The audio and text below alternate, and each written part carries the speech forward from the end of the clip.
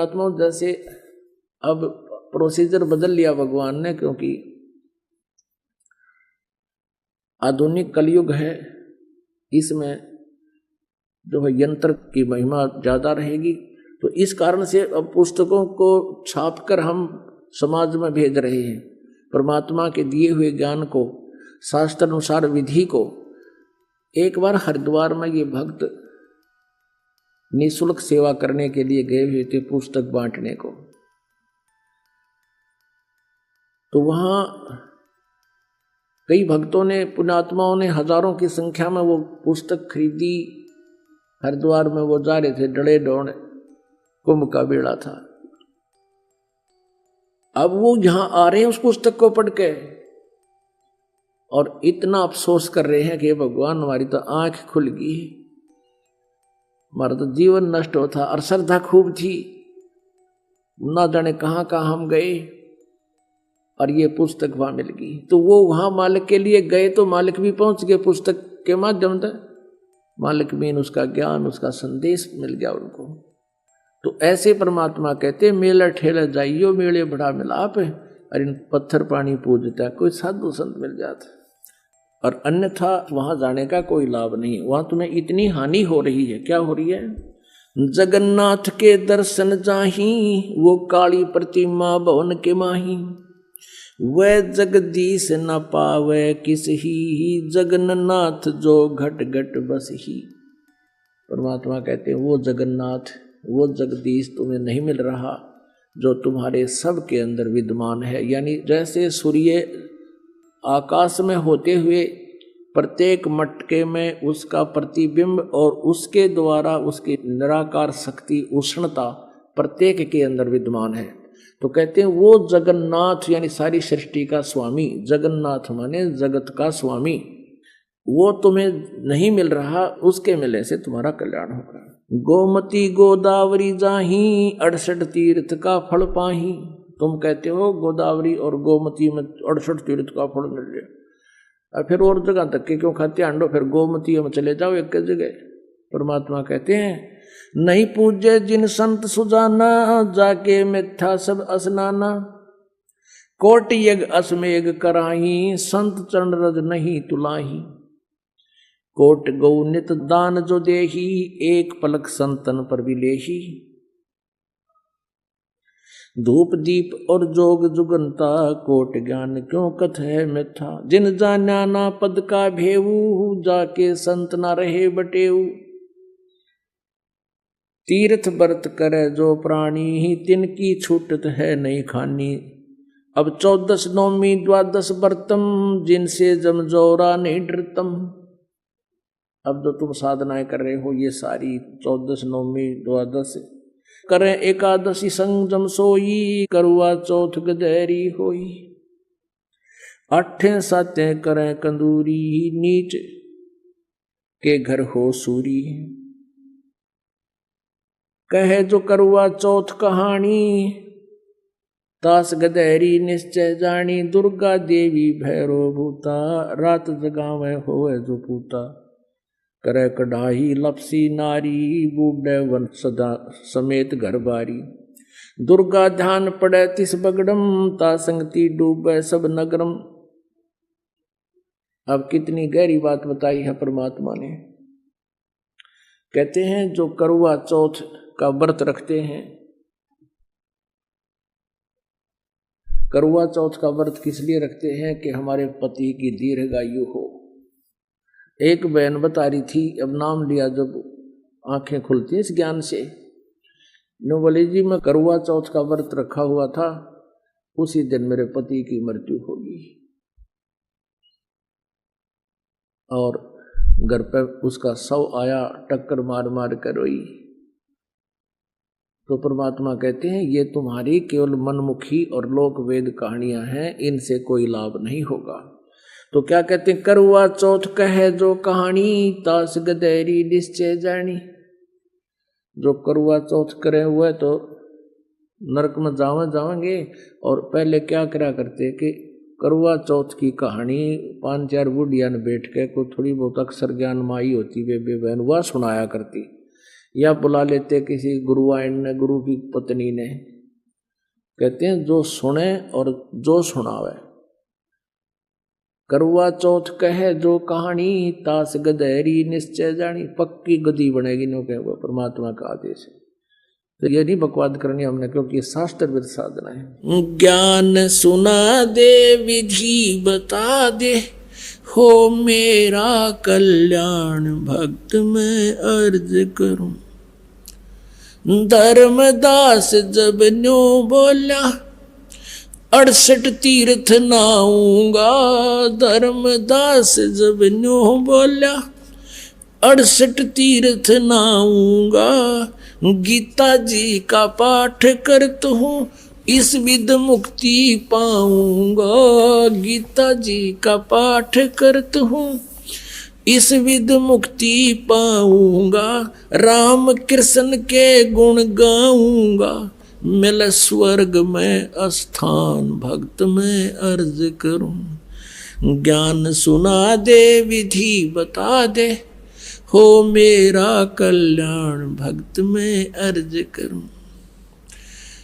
अब धर्मदास जी ने कहा कि मैं ऐसे ऐसे गीता जी का पाठ करूंगा, राम कृष्ण का जाप जपूंगा और तीर्थ में स्नान करूंगा, इससे मोक्ष मिलेगा। परमात्मा कहने लगे, धर्मदास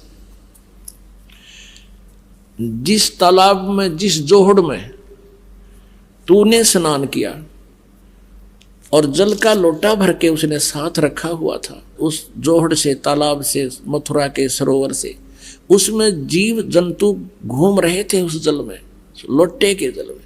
परमात्मा ने कहा कि इस तालाब में ये जीव जंतु रहते हैं, और देख इस तालाब में मछली है, कछुए हैं, मेंढक है, ये तो सदा इसी में रहते हैं। तो तेरे से पहले तो इनका मोक्ष हो जाना चाहिए था, अगर तू इस तीर्थ में नहान मात्र से, स्नान मात्र से मोक्ष मानता है। तीर्थ जल में कछ और बच्छा, ये जीव बहुत से रहते हैं। तीर्थ जल में कछ और मच्छा, ये जीव बहुत से रहते हैं। इनकी मुक्ति ना होती जो कष्ट बहुत सा सहते हैं। इनकी मुक्ति ना होती ये कष्ट बहुत सा सहते हैं। सतयुग में राम कृष्ण नहीं थे, तब किसका धरते ध्यान भक्त में अर्ज करूं। ज्ञान सुना दे विधि बता दे, हो मेरा कल्याण भक्त में अर्ज करूं। ज्ञान सुना दे विधि बता दे, हो मेरा कल्याण भक्त में अर्ज करूं। फिर दूसरा और तरीका बताया। एकादशी का व्रत करत हूँ, जीव हिंसा कोई करता ना। एकादशी का व्रत करत हूँ, जीव हिंसा कोई करता ना। शिवलिंग पूजा गुरु की सेवा किए बिना बिसरता ना। शिवलिंग पूजा गुरु की सेवा किए बिना बिसरता ना। शालिग्राम की पूजा करता मैं, दिन में सुबह और शाम भक्त में अर्ज करूं। ज्ञान सुना दे विधि बता दे, हो मेरा कल्याण भक्त में अर्ज करूं। भगवान बोले यदि एकादशी का व्रत होता, सारा दिन कुछ नहीं खाना, कति नहीं खाना। और भगवान ने कहा, गीता जी अध्याय नंबर 6 के श्लोक नंबर 16 में कहा कि अर्जुन ये साधना, ये योग, ये भक्ति ना तो गणा खानाड़े की और ना बिल्कुल ना खानाड़े की, यानी व्रत करनाड़े की कभी सफल नहीं होती। और पढ़े गीता करे उसके उल्टे काम सारे, तो काहेगा भक्त है। और फिर बताया कि यदि व्रत करने से, भूखा मरने से परमात्मा प्राप्ति होती है, तो जिस समय अकाल गिरे हैं, लाखों लोग हाहाकार मर के 20-20 दिन भूखे, 30-30 दिन भूखे रहकर मर गए हैं, केवल घास भी खाने को नहीं मिला, तो क्या उनका मोक्ष हो गया? व्रत करे से मुक्ति हो तो अकाल पड़े क्यों मरते हैं।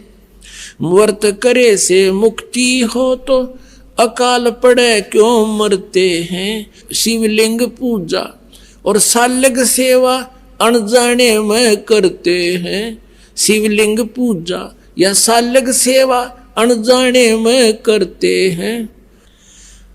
चेतन होकर भूल रहे तुम, हुए पत्थर से नफराम। भक्त मैं अर्ज करूं, ज्ञान सुना दे, विधि बता दे, हो मेरा कल्याण। भक्त मैं अर्ज करूं।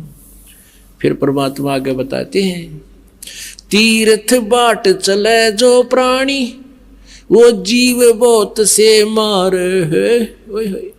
परमात्मा ने पूछा, कहाँ से आए हो आप? धर्मदास जी ने कहा, मैं बांधवगढ़ से आया हूँ। बांधवगढ़ से मथुरा कितनी दूरी पर है? 250 कोस। 250 कोस मीन 700 किलोमीटर। और कहा, मैं पैदल चल के आया हूँ। धर्मदास जी कहते हैं, क्योंकि धार्मिक व्यक्ति थे, पहले साधन भी ऐसे नहीं थे। कहने लगा, मैं पैदल चल के आया हूँ वहाँ से यहाँ तक। तो परमात्मा ने कहा, वहाँ से तेरे बांधवगढ़ से, MP में है बांधवगढ़ मध्य प्रदेश में, और वहाँ से UP में मथुरा, यहाँ तक आने में कितने जीव कीड़े मकोड़े तने कुचल डाले, और तू कह मैं जीवन सा नहीं करता। और इस जल में स्नान किया तने, इस तालाब में, तीर्थ के तालाब में कितने जीव मार दिए। जैसे लोटे में देख तेरे जीव जंतु घूम रहे, और स्नान करते समय जो तना रगड़ रगड़ कर मार डाले। और पाप पुन एक भी कोई ना इस डले डोन का, और पाप कर लिए तना अरबों कट्ठे। तीर्थ बाट चले जो प्राणी, वो जीव बहुत से मार है। जल में सूक्ष्म जीव रहते हैं, स्नान करत संगार है। जल में सूक्ष्म जीव बहुत हैं, स्नान करत संगार है। भाई चौका देवो अवन करो, चौका देवो, ये लिपा पोती करते हैं अलग से, और फिर रोटी बनाते हो, खाना बनाते हो। चौका देवो अवन करो, उनमें हो हिंसा बे उन्मान। भक्त मैं अर्ज करूं, ज्ञान सुना दे, विधि बता दे, हो मेरा कल्याण। भक्त मैं अर्ज करूं। 7 दीप और 9 खंड, ये सोपन जैसा खेल है। 7 दीप और 9 खंड, ये सोपन जैसा खेल है। 3 लोक और ये भवन चतुर्दश, ये काल बलि की जेल है। 3 लोक और भवन चतुर्दश, ये काल बलि की जेल है। महाप्रलय में नष्ट हो जावे, फिर कहाँ करो विश्राम। भक्त मैं अर्ज करूं, ज्ञान सुना दे, विधि बता दे, हो मेरा कल्याण। भक्त मैं अर्ज करूं। अब धर्मदास ने काफी वाद विवाद किया, तो परमात्मा अंतर ध्यान हो गए, सामने से अदृश्य हो गए। फिर वो रोने लग गया, जुल्म कर दिया मैंने तो, कितना सुंदर ज्ञान देव थे, और मैं वाद विवाद से भगवान को दूर कर दिया।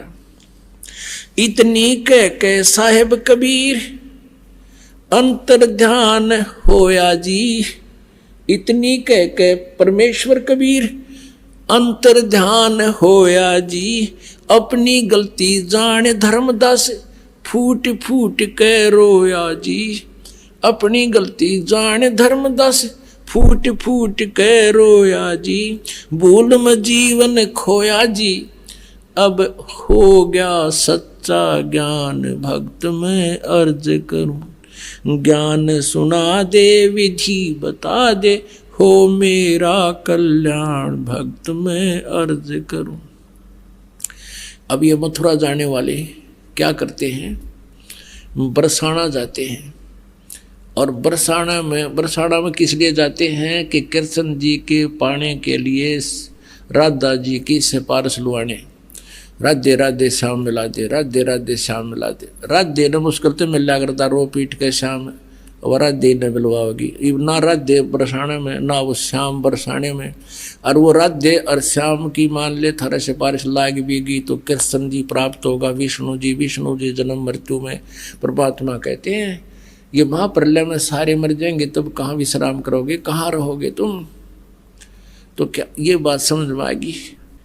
पाखंड पूजा सब ही छोड़ी, मन चाहा न तीर्थ नाने को। पाखंड पूजा सब ही छोड़ी, मन चाया ना तीर्थ नाने को, वापस घर को चल पड़ा तज उस वृंदावन बरसाने को। वापस घर को चल पड़ा तज वृंदावन बरसाने को। हे बंदी छोड़ तेरे पाने को, अब खोजूं अपनी जान भक्त में अर्ज करूं। ज्ञान सुना दे विधि बता दे, हो मेरा कल्याण भक्त में अर्ज करूं। रो रो रुदन मचावन लाग गया, एक धर्म यज्ञ रचाई जी। रो रो रुदन मचावन लाग गया, एक धर्म यज्ञ रचाई जी। दीन दयाल दया के सागर, आके सुरत दिखाई जी। दीन दयाल दया के सागर, आके सुरत दिखाई जी। रामपाल मुक्ति तब पाई जब, मिले कबीर भगवान भक्त में अर्ज करूं। ज्ञान सुना दे विधि बता दे, हो मेरा कल्याण भक्त में अर्ज करूं। अब परमात्मा कबीर जी ने धर्मदास जी को यथार्थ ज्ञान समझाया। बच्चा, इस तीर्थ में स्नान करने से कोई लाभ नहीं है, और गीता जी में जो ज्ञान लिखा है तुम उसका अनुसरण नहीं कर रहे हो, आप पढ़ रहे हो गीता जी को, आप भगवान के आज्ञा का उल्लंघन कर रहे हो, अवहेलना कर रहे हो, आप दोषी हो रहे हो। अब जैसे पुराणों में जो मार्ग है भक्ति का, पुण्यात्माओं आप जी ने बहुत ध्यान से सुनना पड़ेगा, ये तत्व ज्ञान है कि पुराणों में जो हमने पुराणों से केवल परमात्मा को पहचानने के लिए जो आवश्यक सामग्री है उसका सहयोग लेना है।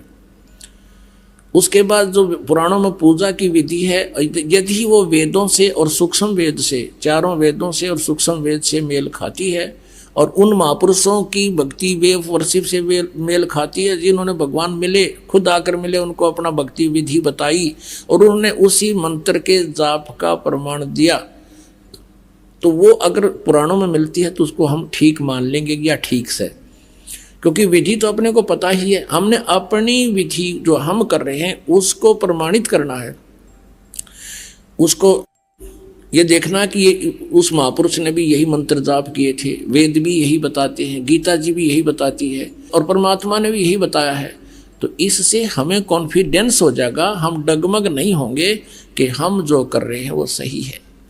और इतना होने के बाद तभी हम भक्त बनेंगे। गीता जी अध्याय नंबर 2 के श्लोक नंबर 53 में कहा कि अर्जुन, जब तेरी बुद्धि भिन्न भिन्न प्रकार के भ्रमित करने वाले ज्ञानों से हटकर एक तत्व ज्ञान पर, परमात्म ज्ञान पर टिक जाएगी, तब तो दृढ़ हो जाएगा, तब तो तू योग को प्राप्त होगा, तब तो भक्ति तेरी स्टार्ट होगी, जब तो तू भक्त बनेगा। ना तो कोई भ्रमित कर देगा, अपने लिए भक्ति का नाश कर जाएगा तेरी का। तो इस प्रकार इस परमात्मा को पहचानने के लिए हमने भिन्न भिन्न प्रकार के जो सदग्रंथ हैं इनका सहारा इसलिए लेना। जैसे पुराणों में जो वे ऑफ वर्शिप है वो पूरी नहीं है। जैसे शिव पुराण में, विष्णु पुराण में कहीं लिखा है कि एक देवता ने या ऋषि ने बताया, हरम कलम ये जाप कर लो, हरम कलम, और कितना कुछ बता रहे। तो ये तो ऐसा है जैसे अलग अलग जड़ी बूटियां हैं, और अज्ञानी जिसने ज्ञान नहीं वो वैद्य नहीं, और वैद्य की फीत ला रहा है, उसने कितना एक हरड़ ले ली, एक ले लिया थोड़ा सा कोई और सूंठ, वो दोनों कूट कर धर ली, बता दी बीमारी का पूरा इलाज नहीं।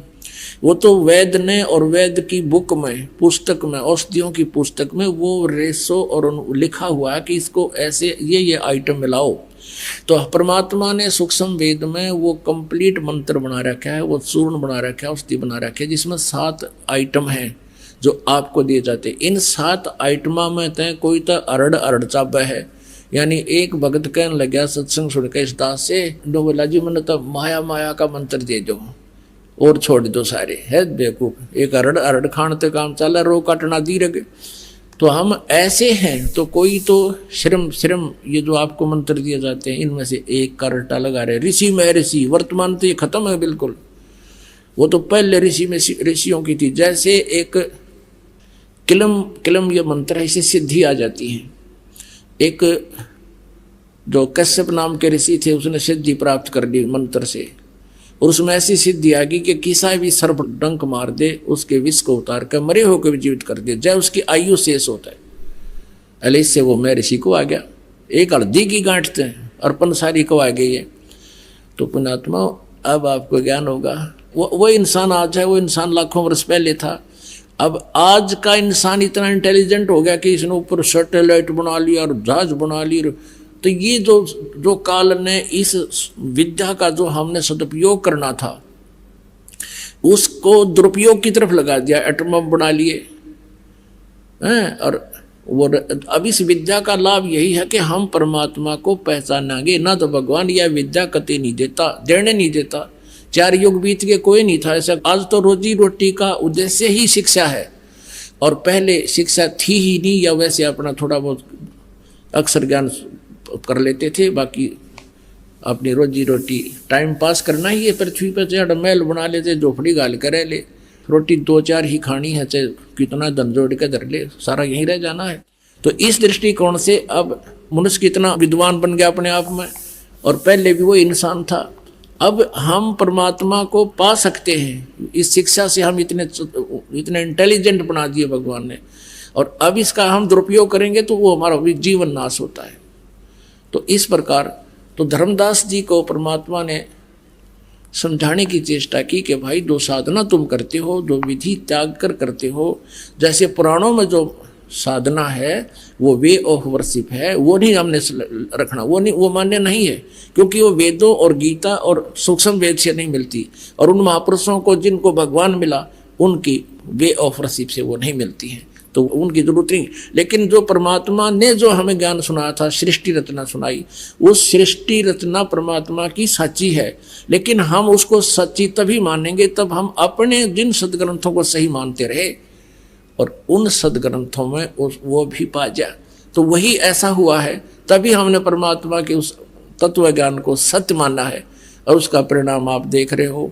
समाज में कितना विरोध है, क्योंकि एक घर में एक व्यक्ति नाम लेता है और 5 व्यक्ति लाठी ठाले उससे दिन नारी नारी तोड़ी पाड़ लेंगे। यही बताइयो कि कबीर ने भगवान बतावे, देवता पूजने भी छोड़ दिए, ये तो नाश करवाएगा। और भी बात करने लग जाए, 2-4 आसपास के भी आ जाते हैं, ले बता यार नई पूजा कहाँ से ले आया। तो इस तत्व ज्ञान का और इस विज्ञान का आज हमें लाभ हुआ। ये प्रोजेक्टर है, CD है, सदग्रंथ हमारे पास है। सदग्रंथ सबके पास नहीं हो सकते, लेकिन ये सदग्रंथ फिर हमने CD में करके बंद और आपको दे दिए, DVD में आप देखो, उनको भी दिखाओ। तो इसका ये परिणाम हो रहा है, कितने विरोध के बाद भी, और ध्रुव प्रहलाद की तरह आप अडिग होकर के भगवान के चरणों में समर्पित हो रहे हो। पुणात्मा इस जीवन का यदि लाभ है तो परमात्मा पाना है, ना तो पशु पक्षी की तरह दुनिया कर्म करते हुए ये मनुष्य जीवन भी व्यर्थ हो जाता है। तो यहाँ धर्मदास जी को बताया परमात्मा ने कि तुम वेद पढ़े पर भेद न जाने, ये बाँचे पुराण 18। जड़ को अंधा पत्ते खुआवे, ये भूल गया सृजनहारा। अब जैसे आपने पढ़ा देवी पुराण में कि सतयुग के ब्राह्मण वेद के बड़े विद्वान थे, दुर्गा की पूजा करते थे, वो खाक विद्वान थे। वेद में कितने भी दुर्गा की पूजा का प्रावधान नहीं है। ये नहीं कि दुर्गा रिजेक्टेड है या दुर्गा जी का वेदों में विवरण नहीं है, विवरण है, लेकिन इसका अलग स्टेटस है। और परमात्मा तो सबसे न्यारा और परम श्रेष्ठ और परम पूज्य बताया गया है वेदों में, सर्वश्रेष्ठ लिखा है, उसी की पूजा करनी, अन्य की नहीं। और दुर्गा खुद कहती है कि मेरी पूजा भी त्याग दे और केवल उसकी पूजा कीजिए। और ये सतयुग के ब्राह्मणों की यह दशा है, तो कलयुग वालों को बताया दिया वो किस तिथि के हैं। और सतयुग के ब्राह्मण भी दुर्गा की मंदिर और उसमें उसकी पत्थर की मूर्ति रखवाया करते थे, और फिर उस मूर्ति के मुंह का भोजन खिलाते थे। परमात्मा कहे वेद पढ़े और वेद ना जाने, और ये बाँचे पुराण 18, और फिर भी इस पत्थर ने ये भोजन खवावे और भूल गए सृजनहारा। अपनात्मा ये प्रकरण जो धर्मदास जी का है इतना लंबा है कि 5 दिन का सत्संग तो इससे के टॉपिक पर हो जाए जिसमें सारा ज्ञान आ जाता है। लेकिन हमने हर तरह से हर प्रकार के पहलुओं पर आपको ज्ञान देना है और परमात्मा की पहचान आपको करवानी है। अब धर्मदास जी क्या कहते हैं कि हे भगवान, परमेश्वर ने उसको सृष्टि रचना सुनाई। अब सृष्टि रचना को सुनकर धर्मदास जी ने सारा ज्ञान प्राप्त करके और कहा भगवान, ये आगे लंबी कहानी है, फिर सुनाएंगे, लेकिन अब थोड़ा सा सत्संग का समापन करना आज का। तो क्या बताया कि भगवान, क्या ये वेद और कतेब सब झूठे हैं? जो आपने बात बताई आज तक किसी ने नहीं हमें बताया। तो परमात्मा ने कहा, वेद कतेब झूठे नहीं भाई, और झूठे हैं जो समझे नहीं। परमात्मा ने उनको बताया कि ब्रह्मा विष्णु महेश नासवान है, इनकी जन्म मृत्यु होती है, और वेदों में केवल एक परमात्मा की भक्ति है, अन्य भक्ति नहीं है, किसी की साधना करने का प्रावधान नहीं है। तो कहता परमात्मा ने पहले तो ये बताया था कि कोई भी एक पूजा करनी है, अन्य देवता की नहीं करनी है। तो आप परमात्मा की बातों पर विश्वास करके धर्मदास जी कहते हैं कि आप जो कह रहे हो मैं ऑब्जेक्शन नहीं करूंगा, आप सही कह रहे हो, क्योंकि डर था कदे कहीं फिर ये अंतर ध्यान ना हो जाए। तो परमात्मा, क्या फिर ये वेद और ये पुराण आदि ये सब गलत है? परमात्मा बोले नहीं, वो झूठे नहीं है। वेद कतेब झूठे नहीं भाई, झूठे हैं जो समझे नहीं।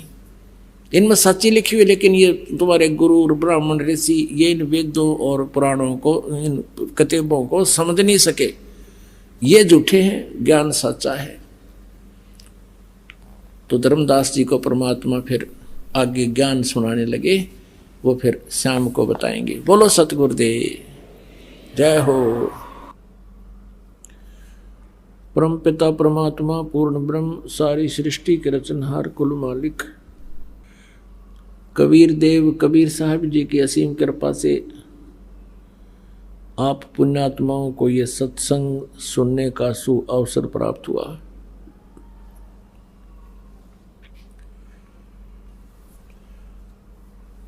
जैसा कि हमारे सभी सदग्रंथ प्रमाण कर रहे हैं, हमारे सदग्रंथों में प्रमाण उपलब्ध हैं। परमात्मा कैसा है, कौन है, उसका नाम क्या है, और उस परमात्मा को पाने के लिए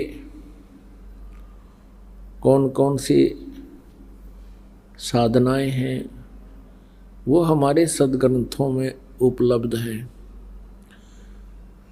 दुख की बात यह है कि हमें आज तक अपने सदग्रंथों में छुपे गूढ़ रहस्यों का पता नहीं लगा।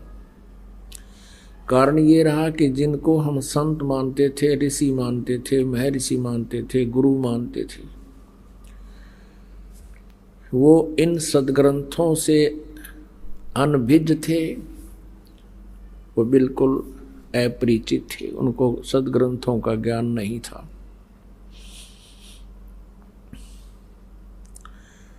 उन सदग्रंथों के ज्ञान को परमात्मा ने स्वयं आकर के अपनी वाणी में, सच्चिदानंद घन ब्रह्म की वाणी में, कबीर वाणी में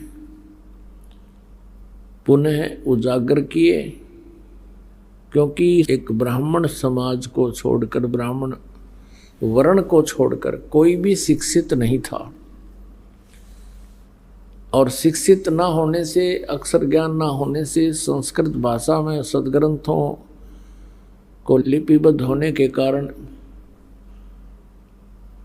जनसाधारण सदग्रंथों को नहीं समझ सका। और जिनको हम ऋषि महर्षि ब्राह्मण गुरु कहा करते थे, ब्राह्मण माने आध्यात्मिक गुरु, संत कहो, ब्राह्मण कहो, ऋषि कहो, ये सब गुरुपद को प्राप्त प्राणियों के ही उपमात्मक नाम हैं। तो जो गुरु थे वो अपने सदग्रंथों से परिचित नहीं थे। परमेश्वर ने आकर के वो जानकारी दी।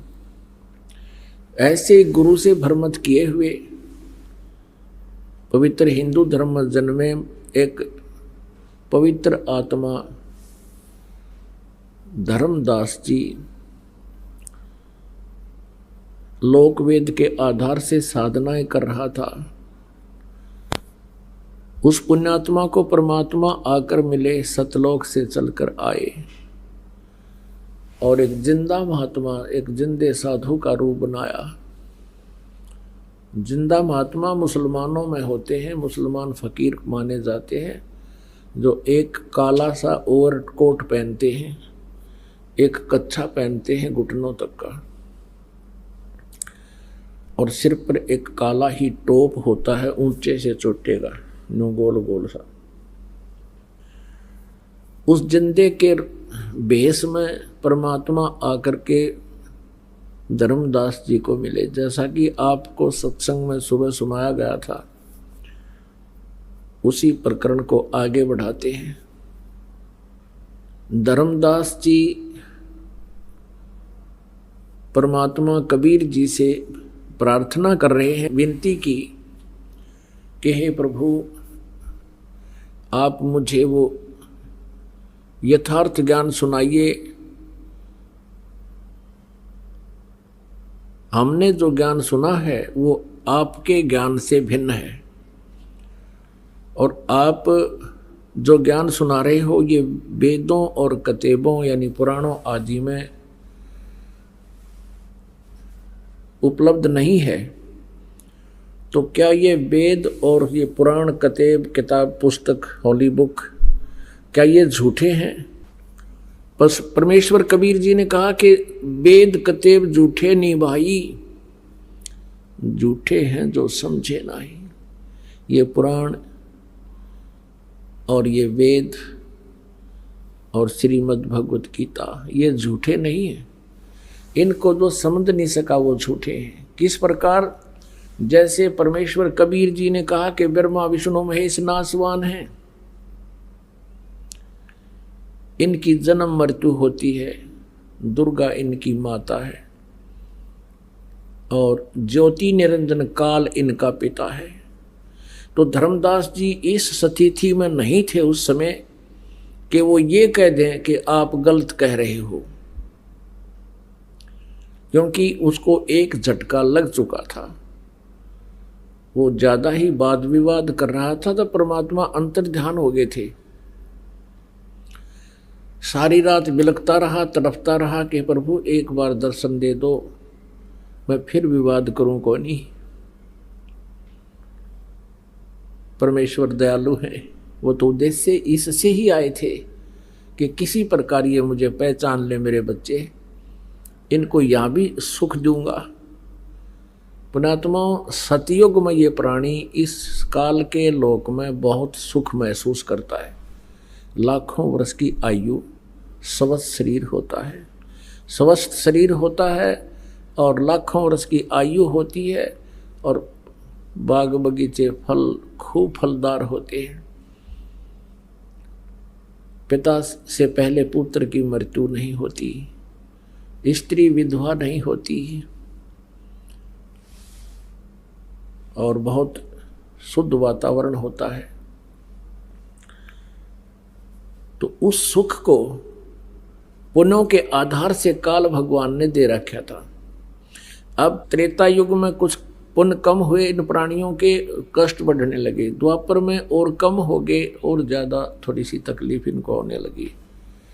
अब कलयुग में वो पुण्यात्माएं जो बार बार जन्म प्राप्त करते हुए आ रहे हैं, अब कलयुग में उनके पुण्य बिल्कुल अक्षीण हो चुके हैं। अब पुण्यात्माओं, परमात्मा प्रसन्न हो गए आप पे, क्योंकि आपके लिए इस अनमोल ज्ञान को आप तक पहुंचवा दिया। ये काल के दूत और ये काल भगवान कभी भी इस ज्ञान को आप तक नहीं पहुंचने देता, क्योंकि इन काल के दूतों, ऋषि, महर्षि, नकली गुरुओं, मंडलेश्वरों को उसने इसीलिए भेज रखा है कि जनता को सच्चाई का पता नहीं लगने देना, ये बोली आत्मा मानव को। और जिस कारण से वो काल प्रेरित होकर के इस सत्य का घोर विरोध करते और करवाते रहे हैं। लेकिन अब परमात्मा की कृपा हुई है कि समाज को शिक्षित किया जाता न पहले, नहीं तो ये पहले सन 1398 से सन 1518 तक परमात्मा यहाँ आए रहे और यही ज्ञान बताया करते थे जो लिपिबद्ध करवाया गया था, जो आज दास आपको पढ़ पढ़ कर सुना रहा उस मालिक की महिमा को।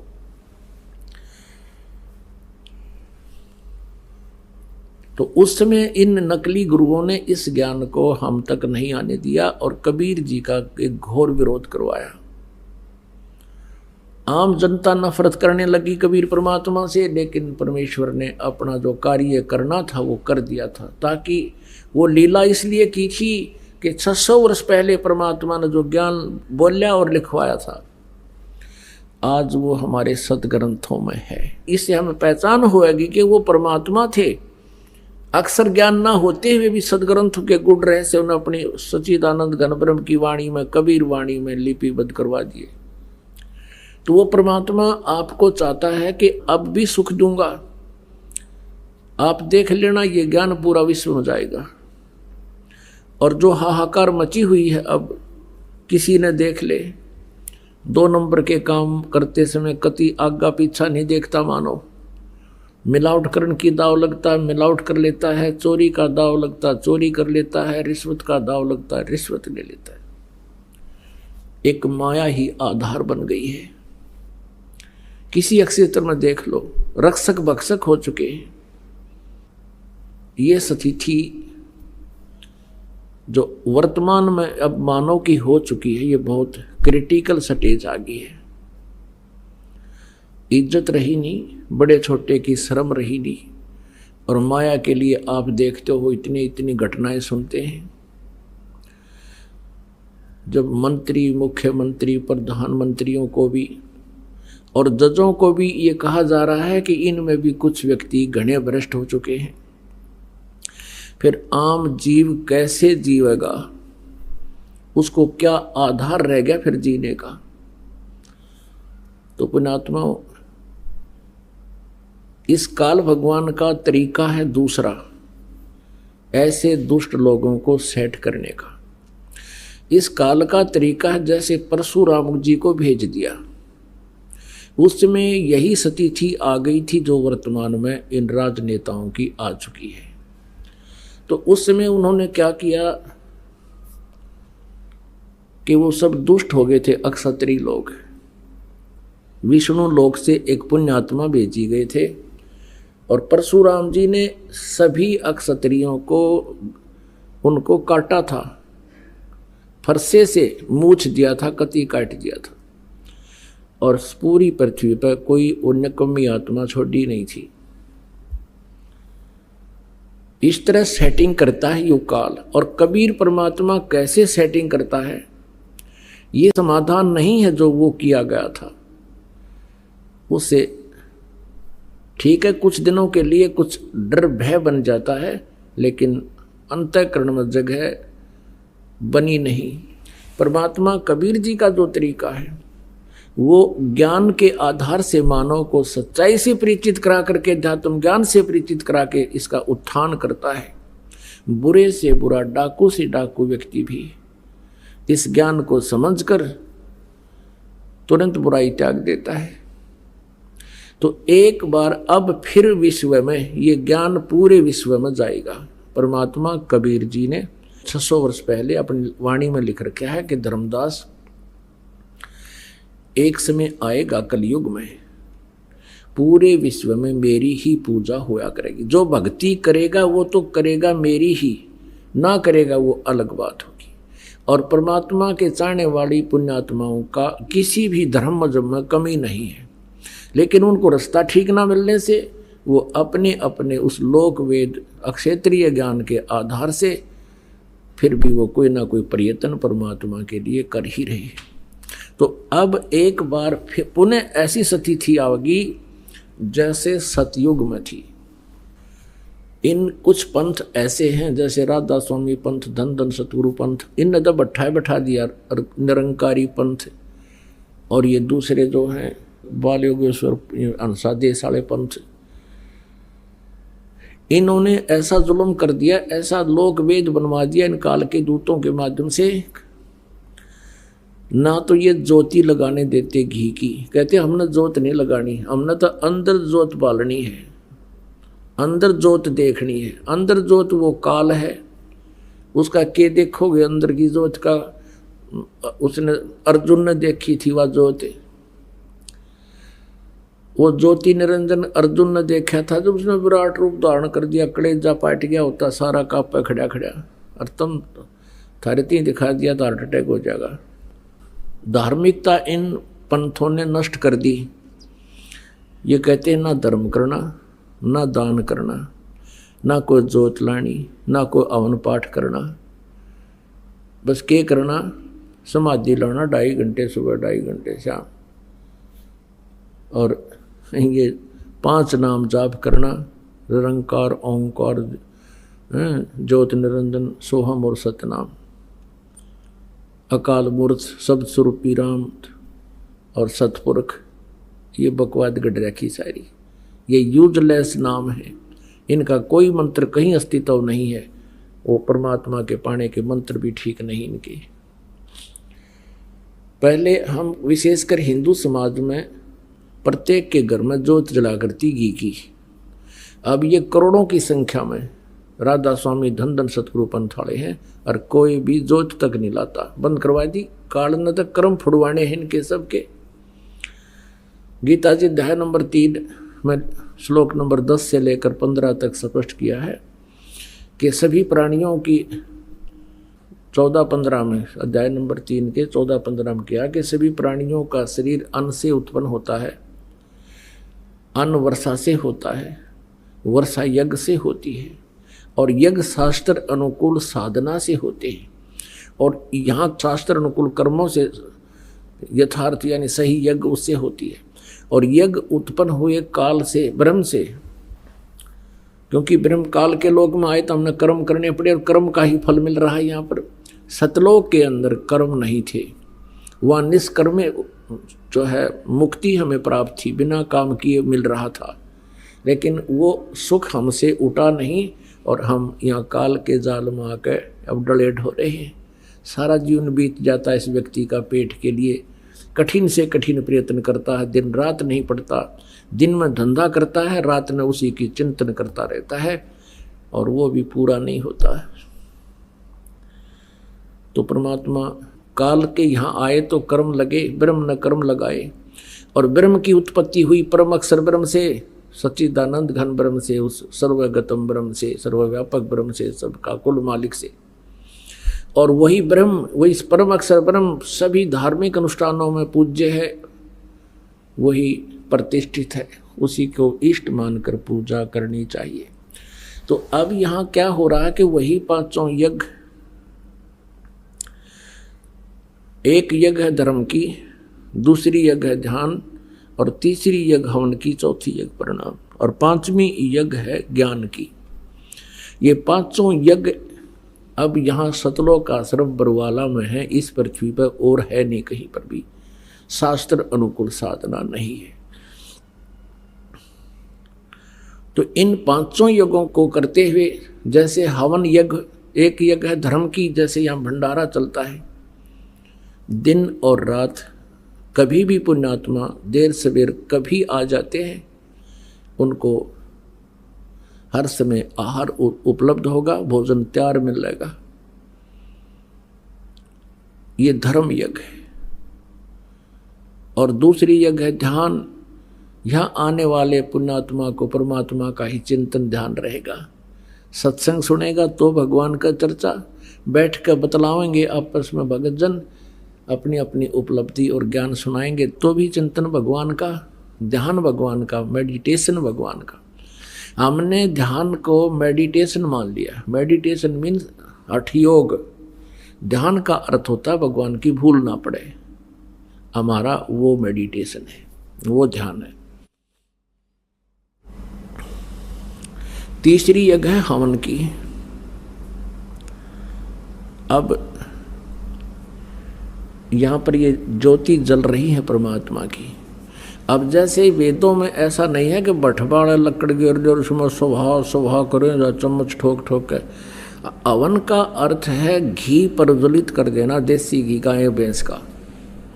उससे जो प्रतिक्रिया एटमॉस्फेयर में होती है वो होगी ही होगी।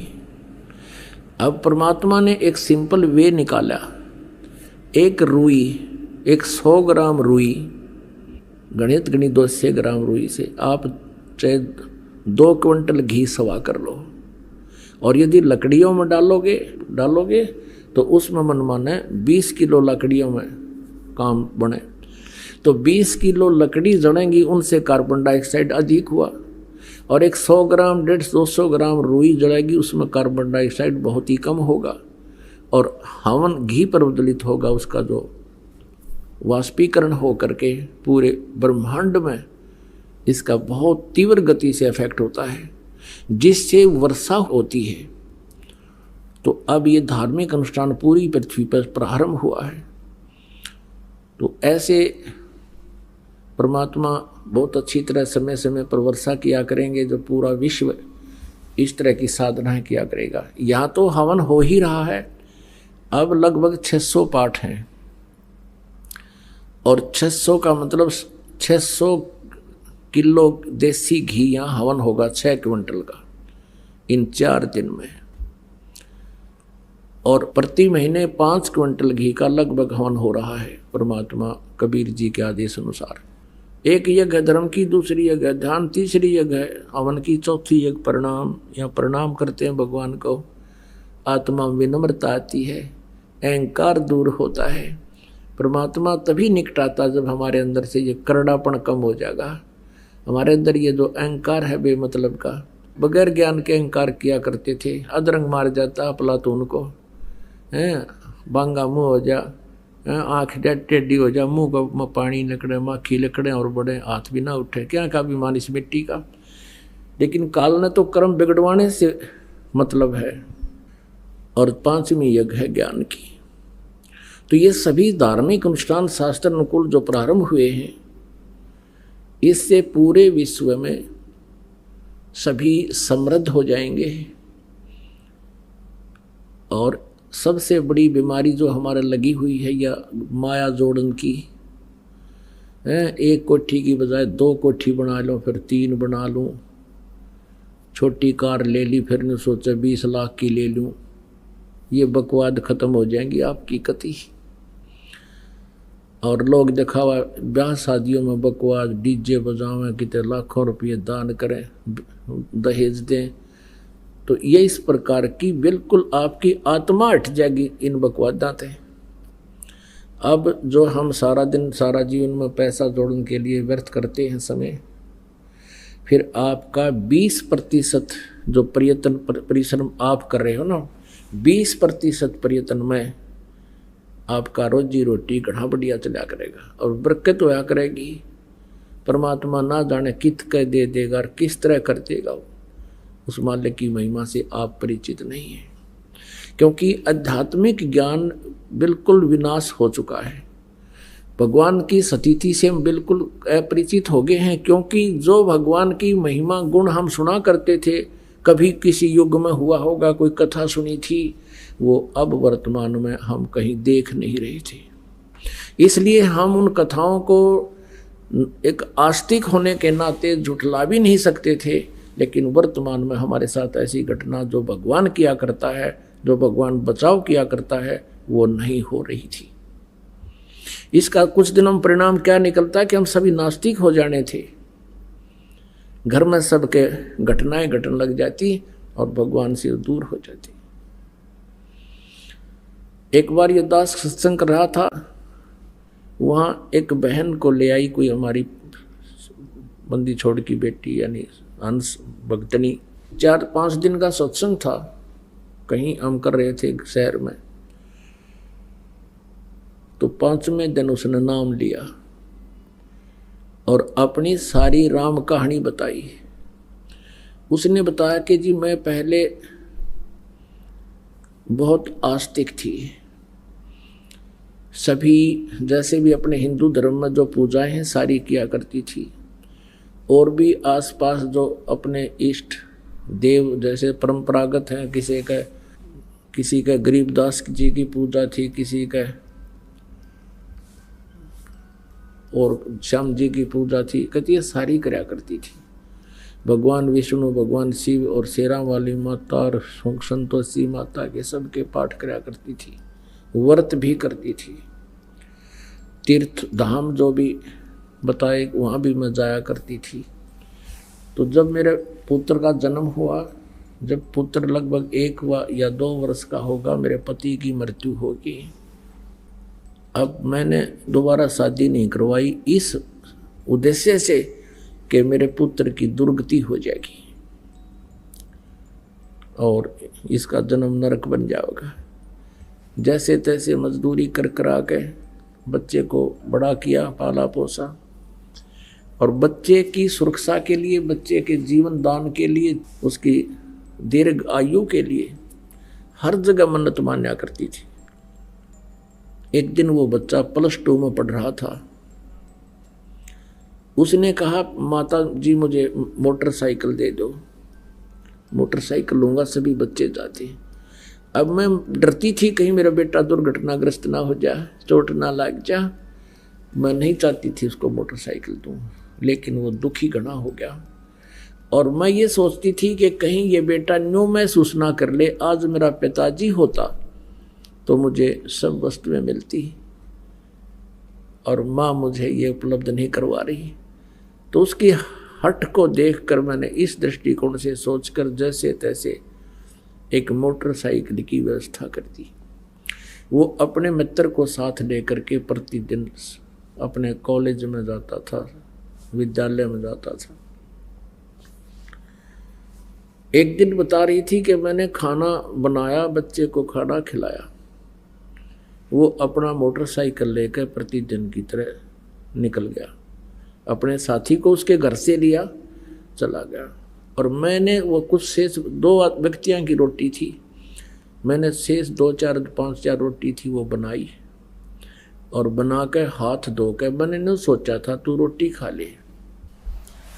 खाना खाने के लिए गिलास तोड़ा था, इतने में उसका मित्र भागा भागा आया और उसके भी हाथ से कहीं चोट लगी हुई थी, रक्त बह रहा था, उसके घुटनों से कपड़े फटे हुए थे।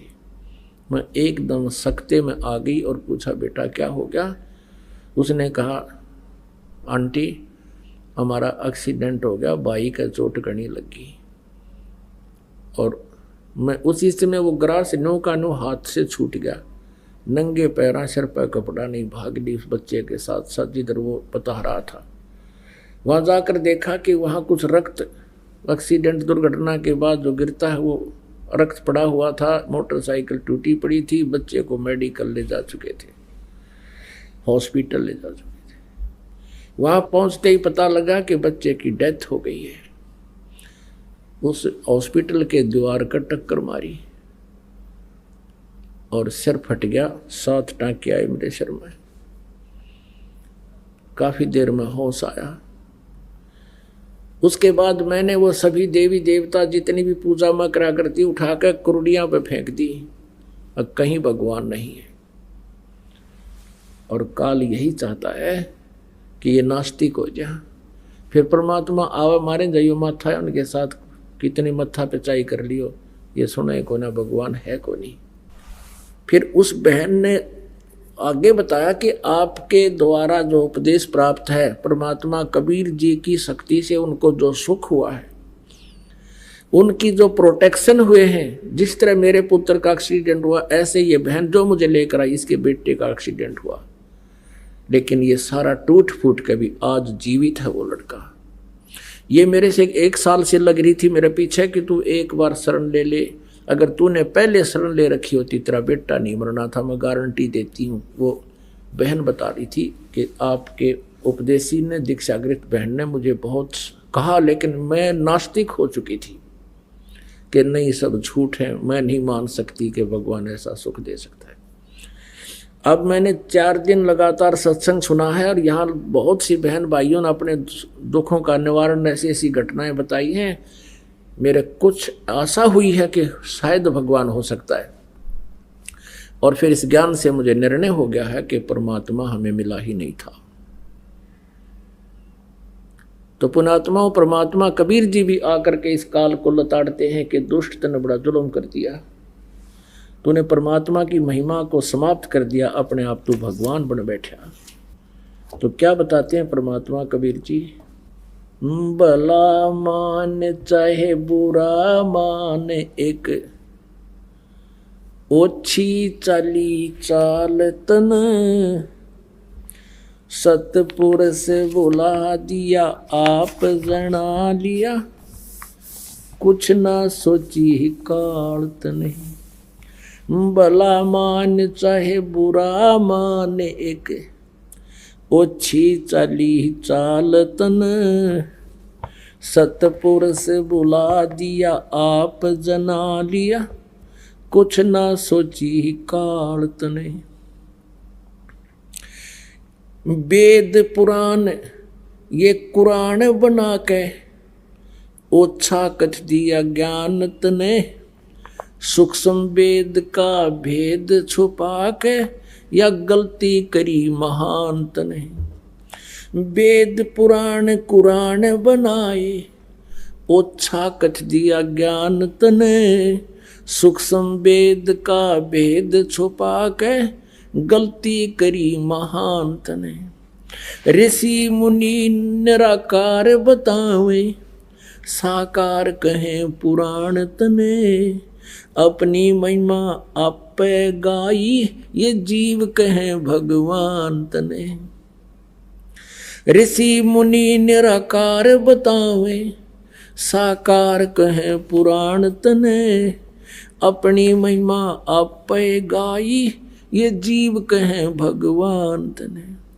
तपस्या पे बोने के खावे, ये जीव किए गणे काल तने, सतपुरुष बुला दिया आप जना लिया, कुछ ना सोची काल तने। भला मान चाहे बुरा मान, एक ओछी चाली चाल तने, सतपुरुष बुला दिया आप जना लिया, कुछ ना सोची काल तने। ऋषि मुनि सब करे तपस्या, हे भगवान हमें मोक्ष दिए, तप करवा के राज दे दिया, फिर 184 में ठोक दिए। ऋषि मुनि सब करे तपस्या, हे भगवान हमें मोक्ष दिए, तप करवा के राज दे दिया, फिर 184 में ठोक दिए। 5 तत्व की कैद बना के, इसके अंदर रोक दिए, मोह ममता की बेड़ी हिला के, जड़ कर्म गले में तोक दिए। 5 तत्व की कैद बना के, इसके अंदर रोक दिए, मोह ममता की बेड़ी हिला के, जड़ कर्म गले में तोक दिए। काम क्रोध अहंकार लोभ का, खूब बनाया जाल तने, सतपुरुष बुला दिया आप जना लिया, कुछ ना सोची काल तने। भला मान चाहे बुरा मान, एक ओछी चाली चाल तने, सतपुरुष बुला दिया आप जना लिया, कुछ ना सोची काल तने। एक माई का पति मर्यावा, दुख में माथा फोड़ थी, मेरे बेटे की तो खैर राखिए, न्यू हाथ तेरे ते जोड़े थी। एक माई का पति मर्या वो, दुख में माथा फोड़ थी, मेरे बेटे की तो खैर राखिए, न्यू हाथ तेरे ते जोड़े थी। उस दुखिया का एक बेटा, वह बेटे पे दिन तोड़े थी, अपने पूत की खैर के लिए वो तेरे देई धाम को दौड़े थी। उस दुखिया का एक बेटा, बेटे पे दिन तोड़े थी, अपने पुत्र की सुरक्षा के लिए तेरे देई धाम पर दौड़े थी। उसके आगे ओ भी खा लिया, कति करी ही न टाल तने। सतपुरुष बुला दिया आप जना लिया, कुछ ना सोची ही काल तने। भला मान चाहे बुरा मान एक ओछी चली चाल तने। सतपुरुष बुला दिया आप जना लिया, कुछ ना सोची ही काल तने। एक तरफ तो कंस बनाया और बनाया कृष्ण भगवान तू ही। अपना स्वार्थ सिद्ध करने को ये बना दी चारों खान तू ही। एक तरफ तो कंस बनाया और बनाया कृष्ण भगवान तू ही। अपना स्वार्थ सिद्ध करने को ये बना दी चारों खान तू ही। सतगुरु जी की मेरे हुई तब अमन तेरी जान हुई। ओछी उपासना सारी ये छूट गई, अब बुरे कर्मों से आन हुई। सतगुरु जी की मेरे हुई तब अमन तेरी जान हुई। ओछी उपासना सारी ये मिट गई, ये बुरे कर्मों से आन हुई। राम देवानंद धन मेरे सतगुरु, उद्धार दिया रामपाल तने। सतपुरुष बुला दिया आप जना लिया, कुछ ना सोची ही काल तने। भला मान चाहे बुरा मान एक ओछी चली चाल तने। सतपुरुष बुला दिया आप जना लिया, कुछ ना सोची काल तने। व्रत करे जो प्राणी, तिनकी छूटत है नहीं खानी। ये 14 नौमी द्वादश व्रतम, जिनसे जम जोरा नहीं डरतम। कर एकादशी संजम सोई, करवा चौथ गदेरी होई। 8 साते करे कंदूरी, सो तो बने नीच घर सूरी। अपने आत्माओं कितनी गजब की बात कही है भगवान ने, कमाल कर रखा है कि ये 14 नौमी द्वादशी का कोई भी किसी प्रकार का व्रत है जो ये करते हो, इससे काल के दूत नहीं डरेंगे, तुम्हारी चोटी पकड़ कर ले जाएंगे। ये साधना ठीक नहीं। करें एकादशी संजम सोई, करवा चौथ गदेरी होई। होय होय। एकादशी का व्रत रखने वाले और करवा चौथ का व्रत रखने वाली बहन बेटियां कहते हैं ये अगले जन्म में गधी की योनि में जाएंगी। अब करवा चौथ के है बता। करवा चौथ एक बहन कहती है करवा चौथ इसलिए कि पति की आयु लंबी हो। एक कह रही थी कि मैं उसी दिन करवा चौथ का व्रत रखी हुई थी और उसी दिन मेरे पति की मृत्यु होगी। इस करवा चौथ ने कति ढाल नहीं अड़ाई। और फिर सद्भक्ति ना करने से कहते हैं अगले जन्म में फिर पशु योनियों में जाओगे। आन धर्म जो मन बसे, कोई करो नर नार। गरीबदास जिंदा कहे वो जासी यम द्वार। आन धर्म जो मन बसे, आन धर्म, धर्म मीन धार्मिक पूजाएं, एक परमेश्वर को छोड़कर जो और साधनाएं मन में बसाए बैठे हैं, चाहे कोई करो नर नार, स्त्री करो चाहे पुरुष करो। गरीबदास जी कह रहे हैं परमात्मा जिंदा रूप में धर्मदास जी को कह रहे हैं वो जागा काल के द्वार, यम द्वार, नरक में जाओगा। कहे जो करवा चौथ कहानी, तास गधेड़ी निश्चय जानी। अब करवा चौथ को जो कहानी सुनाते हैं ना, कई अनपढ़ माई रखा करती व्रत करवा चौथ का रखते हैं अभी, लेकिन हमारे भक्त नहीं रखते। और वो किसी ने बुला के न्यू क्या करती बेटी या कहानी पढ़ के सुनाइए करवा चौथ की। अब परमात्मा कहते हैं जो करवा चौथ का व्रत रखे वह भी गधी बने, और जो उसने कहानी सुनाओगी वह भी उसी कैटेगरी में आओगी।